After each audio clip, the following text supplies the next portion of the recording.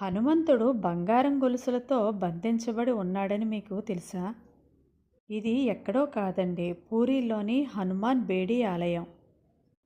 రావణుడు లాంటి అహంకారి కూడా బంధించలేకపోయిన ఆ హనుమంతుడిని ఈ ఆలయంలో ఎవరు ఎందుకు గొలుసులతో బంధించారు అంటే, ఈ ఆలయం యొక్క కథ సముద్రుడి భక్తితో ప్రారంభమవుతుంది. కానీ అదే భక్తి పూరీ నగరానికి ఒక మహా సంక్షోభంగా మారింది. సముద్రదేవుడు జగన్నాథుడి భక్తిలో పూర్తిగా మునిగిపోతాడు. భగవాన్ జగన్నాథుడి పాదాలను ఎలాగైనా తాకాలని తన విధ్వంసకర భక్తితో పూరీ నగరం మొత్తాన్ని ధ్వంసం చేసేవాడు.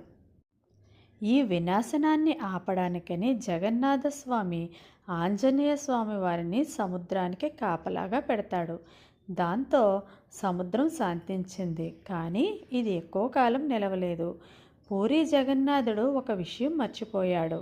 పూరీ నగరంలో ఎప్పుడైతే రామభజన చేయడం, రామకీర్తనలు చేయడం మొదలు పెడతారో అప్పుడు హనుమ తన కాపలాని వదిలిపెట్టి అక్కడికి వెళ్ళేవాడు.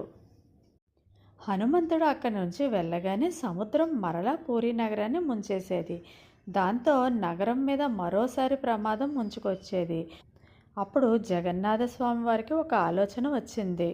ఆయన స్వయంగా హనుమంతుడి దగ్గరికి వెళ్ళి, నీ శక్తి అంతా ఇంతా కాదు, అందుకని నేను నిన్ను స్వయంగా ఈ సముద్ర తీరం వద్దనే బేడీలతో బంధించి వేస్తాను అని జగన్నాథస్వామి హనుమంతుడికి బేడీలు వేస్తాడు. అప్పటి నుంచి హనుమంతుడు సముద్రానికి కాపలాగా అక్కడే ఉండిపోయాడు.